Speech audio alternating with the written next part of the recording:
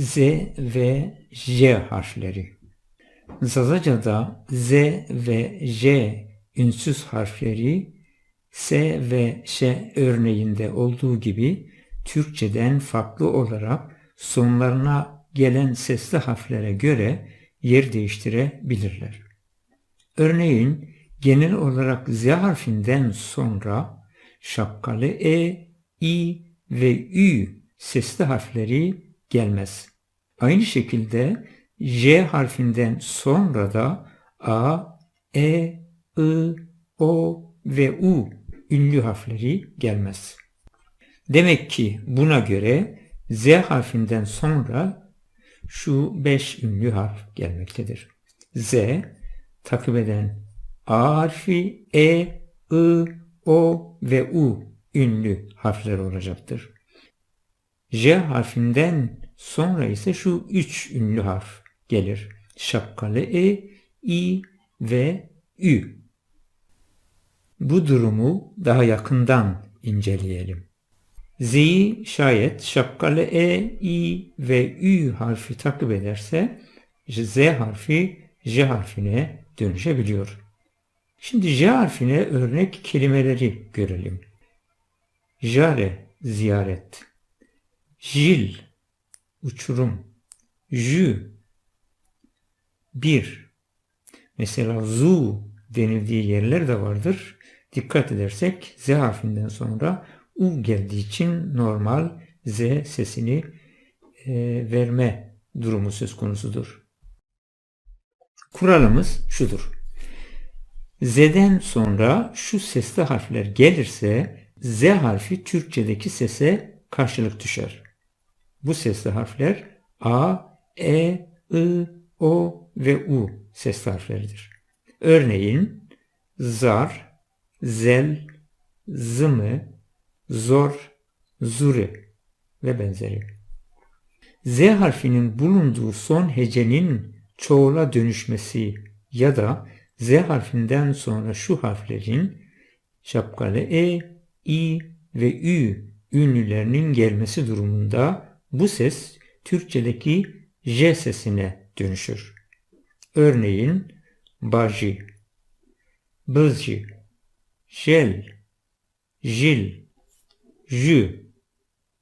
Şu örnekleri daha yakından inceleyelim.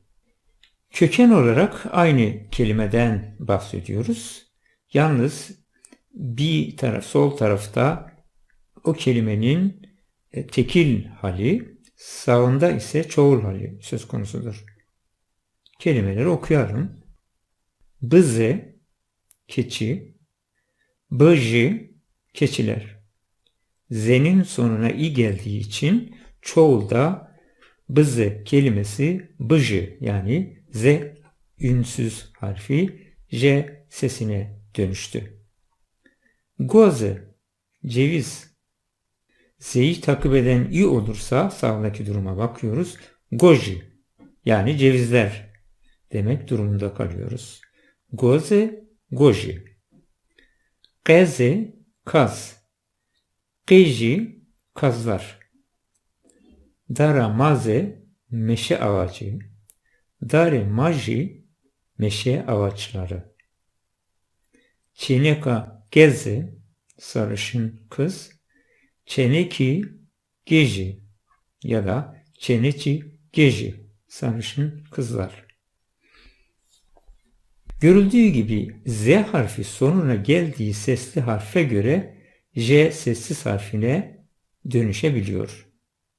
Kelimenin tekil durumundaki Z ünsüz harfi aynı kelimenin çoğul olması durumunda J ünsüz yani sessiz harfine dönüşebiliyor.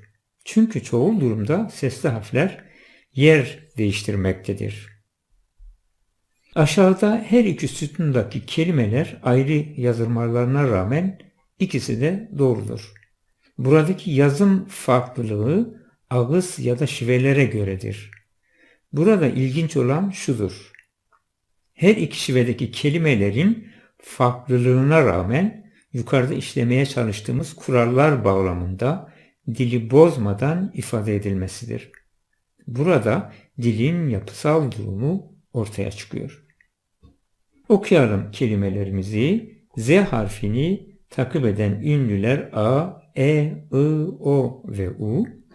J harfini ise şapkalı E, I ve Ü ünlü harfleri takip etmektedir. Örneğin zel ya da jel. Z'yi takip eden E ünlü harfinin gelmesi durumunda normal Z sesiyle okuyoruz. Fakat şapkalı E gelmesi durumunda J olarak okumak durumundayız. Tekrarlayalım. Zel, jel, kurumuş ince veya kısacık ot. Zu ya da jü, bir sayısı. Zen ya da jen, atın eğeri. Seni ya da şeni, göğüs. Zedi ya da jedi, çok ya da fazla. Zengel ya da jengel, kazma.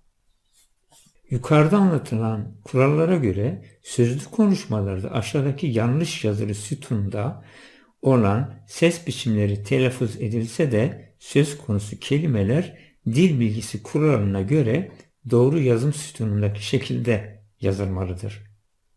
Şa, ş ve a. Bunun ia olarak yazılması lazım. Çünkü ş harfini takip eden i ünlü harfi vardır. Fakat ia böyle uzatmalı bir harf değil, bir ses değil, tek ses olma durumu söz konusudur. Şa, siyah. Ju, jü, bir sayısı. Tica ya da tija sodri, bunu ia ile yazarsak kuralımız gereği daha doğru yazmış olacağız. Yani tica ya da tija sodri, sabah güneşi. Şuteni yerine şüteni, yıkamak. Sir yerine şir, yani sarımsak yazmamız gerekiyor. Şane yerine ia yine gelmesi gerekiyor. Şane ya da şuane, yani çoban. Z harfinin J harfine dönüşmesi durumu.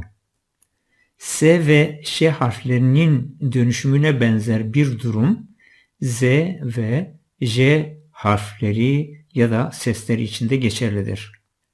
Z ünsüz harfinden sonra şayet D veya T harfleri gelirse ya da bu harfleri İ sesli harfinin takip etmesi durumunda Z harfi birçok ağızda genellikle J ünsüz harfine veya sesine dönüşebiliyor. Aşağıdaki kelimeleri bu duruma örnek olarak göreceksiniz. Reçtık, sivri ve kırık ağaç parçası. Ejder, ejderha. Müjdane, müjde. Necdi, yakın. Pajdo, bir tür çökelek. Ecdet, cet, ata.